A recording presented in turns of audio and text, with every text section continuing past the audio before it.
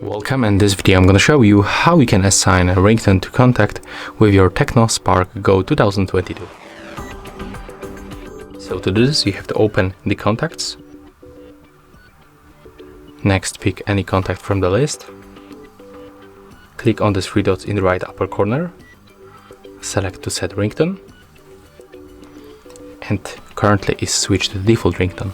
So we can pick, for example, the digital and click OK to confirm.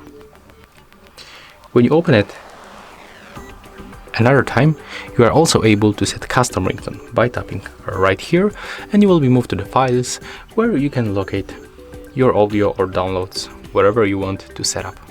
Of course, you have to pick the audio file. And that's how it looks. Thank you guys for watching. Leave thumbs ups, comments and subscribe to our channel.